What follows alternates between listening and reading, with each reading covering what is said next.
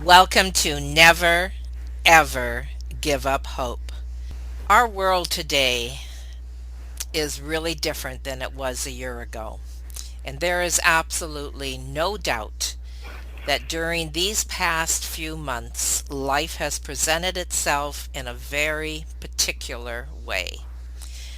We are now living in extreme times, and it is deeply affecting people's minds and their well being.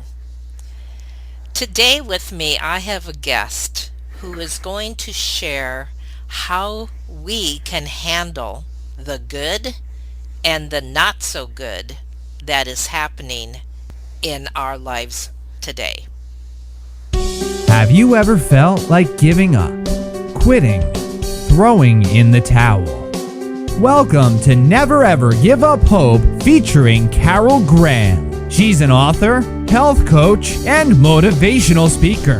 Backed into a corner multiple times in her life, Carol shares with you stories on how she overcame some of the toughest obstacles a person can go through in life, but refused to give up hope. Rather than admit defeat, an opportunity was presented, and it involves each and every one of you.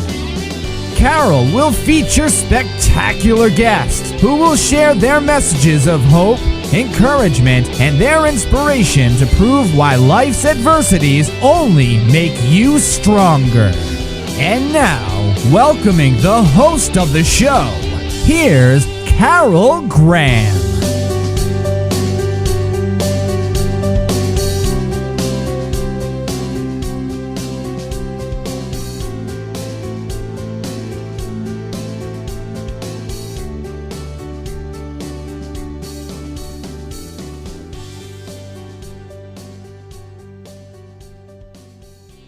Never ever give up hope. And you know, each one of my guests has done just that. No matter how difficult or extreme the circumstances were that they were facing, they never gave up. And as a result, they became successful as victors instead of victims of their circumstances. Each one of us has a story. And when we share our stories, we help others who possibly have endured similar stories. Each one of my guests also gives encouragement and tips on how to survive. And I thank my guests for taking that opportunity to share their stories. Sometimes it's very difficult for them. But as a result, they give us insight and tips on how to become successful in whatever we decide to do. So I thank my guests, each and every one of them, and I thank my listeners because without you, we wouldn't have a show. With me today, I have Claudia Dagnino. Her mission is to help people create positive and lasting change. Isn't that exciting? Especially with their mental health. And I think in the light of what we're going through right now, as I said on the top of the show, this is essential. Their mental health includes trauma, anxiety, PTSD, depression, addictions, grief, and abuse. So welcome, please, Claudia. Oh, thank you, Carol. Thank you so much for being your show today. A great opportunity. I've been really looking forward to this moment. And you know how much I love your accent. Thank you. I could just listen to you. I won't talk. I'm just going to listen to you because it's beautiful. Thank you so much for being on Never Ever Give Up Hope. So let's start with what made you decide to leave your homeland of Chile and move to Canada? Well, it goes really to my passion of learning. I'm a lifelong learner. I'm always involved in one sort of training or another. I always feel like the more I enrich my life with new learning, new experiences, the more I can enrich the life of my clients and therefore the beloved ones. So I came specifically to take training in forensic science as part of my journey, I guess, to end up at some point working with first responders. So yeah, came here, met my husband, and well, I'm still here in Canada. Let's just back up for a second and tell me about the studies in forensic science. Where did you want to go with that? Back then, in my country of origin, Chile, back in 2004, there was going to be a renewal of the legal system. And the legal system was willing to invite more psychologists to be present as part of the court process. And sure enough, I wanted to be ready for that with as much expertise as I could offer. So I wanted to have a deeper understanding of the forensic field in general. And yeah, so I found the place and the right place for me to get that training. So I came to Canada because of that. Did you check out all of Canada? I know that's a vast country, or did you decide to just go to the West Coast? There was a lot of great comments about the lifestyle in BC and especially Vancouver, how beautiful Vancouver is. So, and around that time, I had some people around that I knew. So I thought it was a great opportunity to study what I wanted to study, and at the same time being in a very beautiful place, very quiet environment. So that made it easy. What was the first thing that you did when you came here to launch the career that you wanted in Canada? Well, that's quite a story because when I wanted to start my career in Canada, I found out that there were issues with qualifications, if we call it that way at that point, certifications, because I have a degree in psychology in Chile, from Chile, and the system is different. We go to university for full 7 years at least.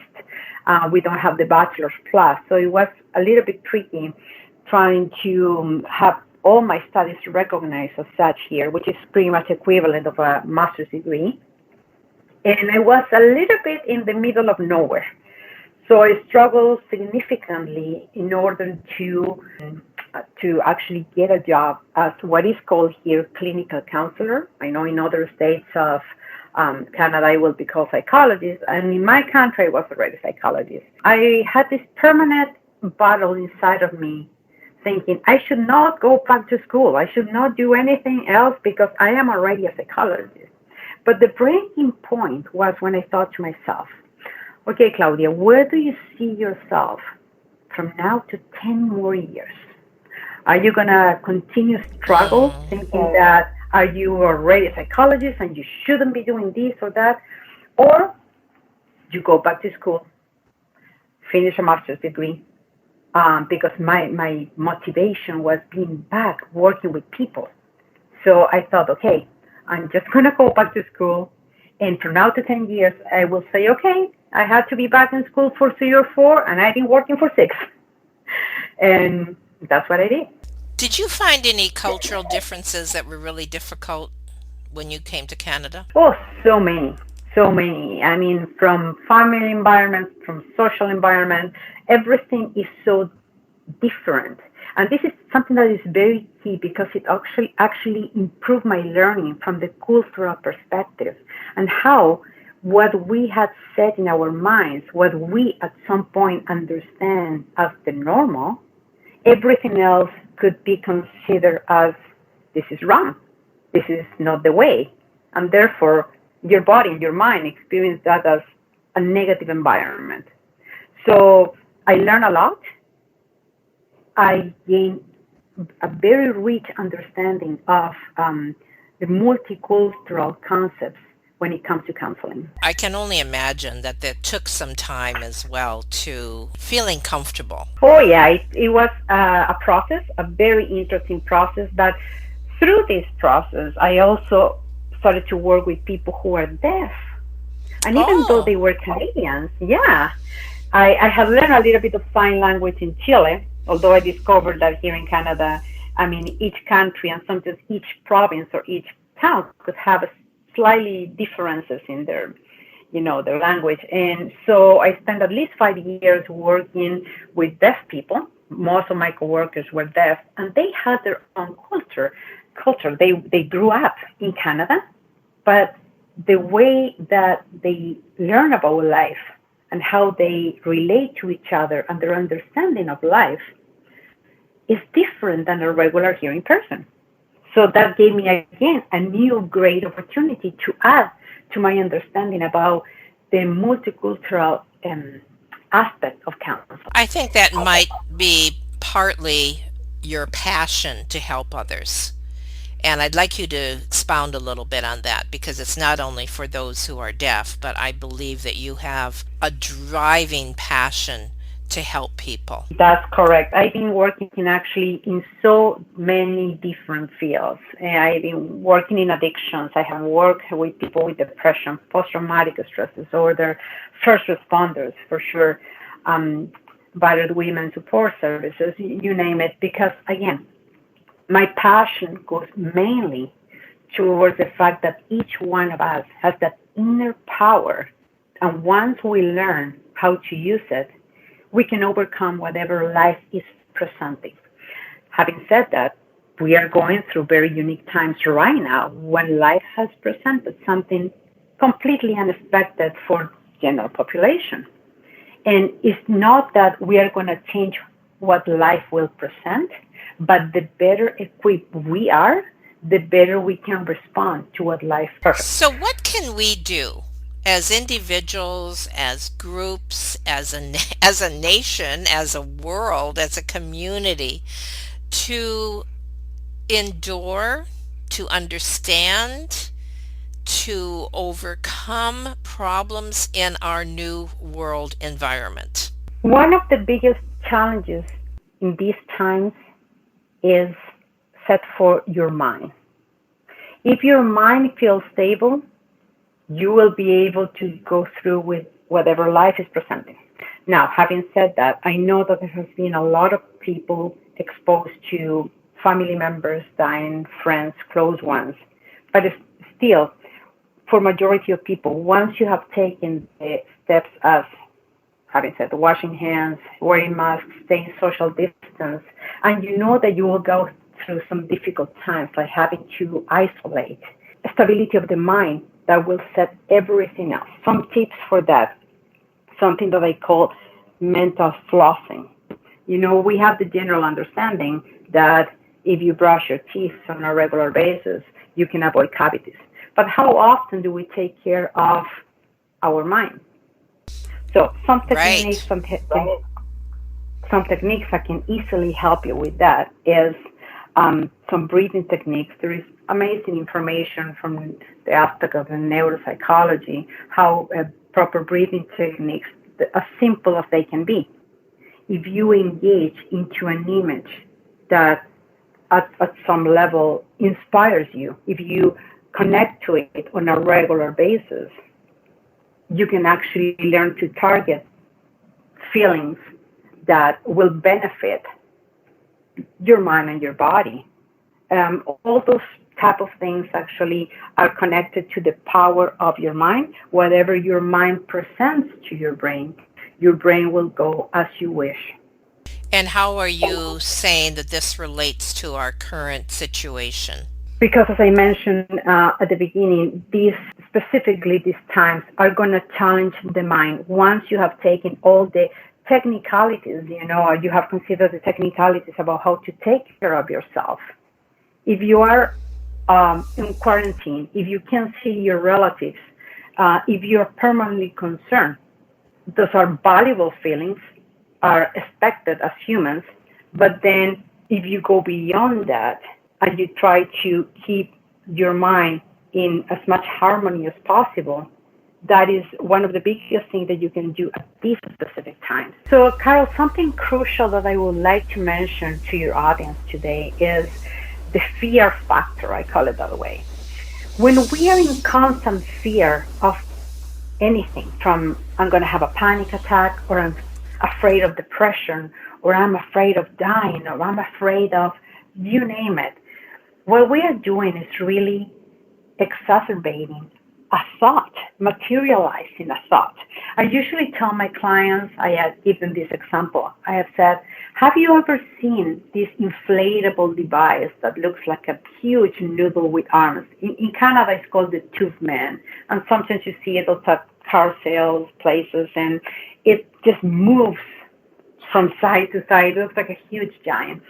If I were a 3-year-old and walking and I see this, right away I will fear that in such a way that I will create in my mind images about this giant coming and suddenly grabbing me, eating me. I don't know. The worst things could happen. So the same is with thoughts. If I were to disconnect that inflatable device, this tube man, then the 3-year-old will see, hey, this is just a pile of rubber. Actually, I have nothing to fear about. When it comes to thoughts, we are permanently experiencing fear for things that are actually not happening, and they may not even happen.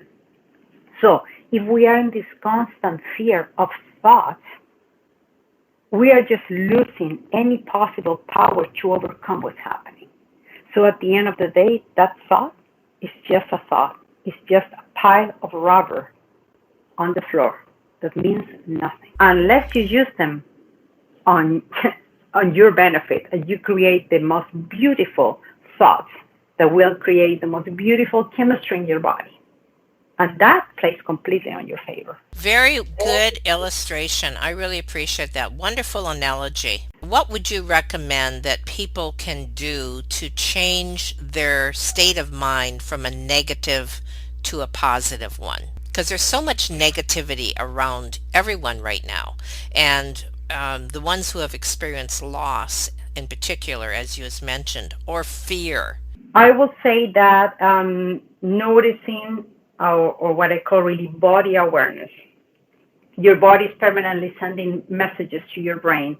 If you are something as simple as noticing how your shoulders are, how your body language is, lifting your chest up.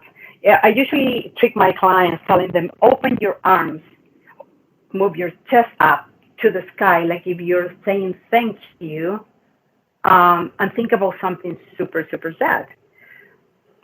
100% of people will tell me, well, yeah, I can think about something sad, but I can't feel sad. Then if I tell them, okay, sit, look to the floor, curve your spine, and think about something sad, highly likely they will end up crying. So in addition to breathing, visualizations, awareness of body language, all of these things together can significantly improve how you're feeling from the understanding that we are only humans. Of course, we are living something, we're going through a process in which, our words are upside down. But still, if we don't take care of these details, we will be feeling way, way, way worse. Now, do you guide people in this respect? Like, do you have one-on-one counseling or do you do group therapy? Or, like, in other words, how can someone tap into what you are offering and what are you offering? So I still see people online. I see them one-on-one. I'm not doing groups at this time, although I have done in the past. But we go specifically through a very detailed process of guidance for people to learn how they can tap in their inner power, for them to learn to control and to direct their minds to what their target is. If their target is, I want to feel better, I want to feel happier, I guide them to go there. That's excellent. I think that so many people are asking that question right now. What I'm hearing regularly is I'm so tired of everything that's going on. I want change. When will we find change? What you are saying is change begins with me, correct? That's exactly, and I love the fact that once we understand that the change starts with me, that I can have access to my inner power, first of all, becoming aware we have it, and second, learn how to use it, then the next step is just targeting where I'm going. Tell us about your work with first responders. I find that really interesting because I do know some first responders who have a great deal of problems, even in their marriages, because of their career and what they see, what they have to be involved with on a daily basis. So you really tweaked my interest when you said that you work with first responders. Can you share that a little bit about that, please? Yeah, for sure. So first responders in general are exposed on a general basis to traumatic events, to things that general population, of course, we don't even get close to. As such, if they don't have at some point the tools to manage the stress that they are exposed to, this starts slowly Mm-hmm. to undermine different aspects of their life. As you said, it could be the relationship with their kids, with their partners, etc., etc. In this specific topic related to first responders, you will find that often in the past, that is changing significantly nowadays. You would expect a Hmm. first responder to be a Superman or a Supergirl, depending on the type of job they have. So in the past, first responders, they were just not talking about any issues that they will have. And if you're not even talking or becoming aware on how things are affecting you, they they will start showing up in different ways, either for physical illness, of course, mental illness. This has become to an extreme to first responders committing suicide. And the work that I do is number one, getting back to the concept of as a human, I move within the spectrum, what I call the spectrum of well being. And within the spectrum of well being, accepting the fact that I am exposed on a regular basis to something extreme that spikes my cortisol level, spikes my stress level significantly.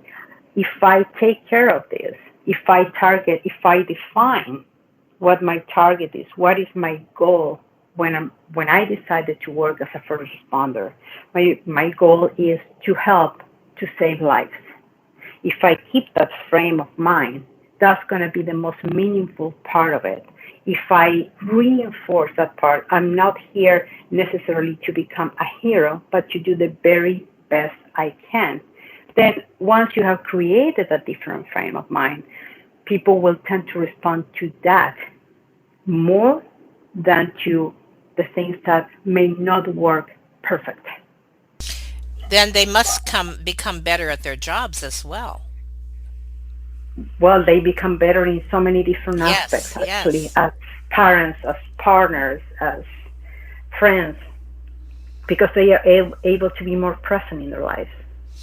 And do you do this like, do you have counseling sessions or are they included, like, for example, like at a fire hall or something like that? Or is this all like a one-on-one kind of a situation? I work with these online one-on-one sessions, and the techniques that I use are the result of 18 years of experience and 18 years of Wow. training. Wow. So it's not by chance that I became a yoga instructor as well, because you can't separate the mind from the body. If somebody, let's say in the times that I was seeing people one on one, I wouldn't say, um, you can come, your mind can come in, your body can stay outside in the waiting room, because that's impossible. So when we target somebody's well being, this includes everything from the chemistry that you produce with your thoughts, with their perception of your environment, with what you eat, with how you sleep, everything. Everything is the result of a chemical reaction that, and again, I know that you have repeated this several times, but once you learn to put all these pieces in place, everything, once you have defined your target, this is how I want to feel, this is what I want to be, then everything else starts falling just like domino pieces. Could you give us possibly an example of someone that you saw a huge change, like a metamorphosis almost, between what they were and what they were going through to after the sessions and what they became? Okay, this example, do you want an example related to specifically to first responders, or it could be Oh, any traumatic experience? whatever. Yeah, traumatic experience example would be good. Okay, so the first one that comes across is a person who experienced sexual abuse as a very young child, and he said to me, actually, I can talk about it, and if I talk about it, I feel like I'm just reading a story. It Hmm. doesn't trigger emotions at all. Another Interesting. person, oh, sorry, another person, for example, who was a complete germophobic. I think we were a little bit too successful because even through this time of coronavirus, he's not even that concerned about it. So that's the one that actually made me laugh a little bit. And I said, you couldn't have done a better job. That's a good So example. So Excellent. there are really changes that are significant. People that report after one session, um, uh, 70 or 80% fading of their anxiety, even After though they one have session. anxiety after one session. Excellent. So, in summary, is there anything that you want to say to encourage, whatever you would like to share, and kind of summarize what you do and what you offer the audience and what you hope to achieve with them? What I offer the audience is learning skills. That's what I do for people. I teach them skills. So I don't believe in that system of counseling that creates dependence. I am with people for Mm, as long as they need me. I teach them the skills. Once we are both sure that my clients are using their skills correctly, then they can be on their own. Because I truly believe in the inner power. I don't believe in victims. And usually this doesn't come across very nicely when I mention it the first time. Because it's not that I can't relate or I can't understand the suffering that somebody may have gone through. But right away, I feel your past doesn't become your fate. I like that. Your And therefore, past, mhm, I was just going to repeat it. Your past does not become your fate. yes. And having said that, I guide people to discover that inner power to overcome whatever that has happened to them in life. And the results, they experience them the right away. They know them. I teach them to trust themselves, because I can say as a therapist the most beautiful words about what, oh, with this therapy you're going to be happier. No, it's how do you feel. You can decide. You had one session with me. How do you feel? People have to learn to trust themselves. Hmm. It's not about trusting me. It's trusting themselves. I'm just the guidance, and they get themselves to wherever they want to go. You're absolutely right. It is our choice, isn't it? Whether we take what we learn and use it or forget it. Hmm. Well, this has been most refreshing, and I really appreciate the tips that you have given the audience today because this is a message that we really need to hear. And not only do we need to hear it and practice it, but we need to pass it to others. So I really appreciate you coming on to our show today and for everything that you shared. And if there's any last words that you would like to express, go for it. Yeah, I would love to offer to your audience the possibility of have a complimentary session with me, and Okay. I will let you decide, Carol, how we do this. But I would love to offer a complimentary session with me on online session.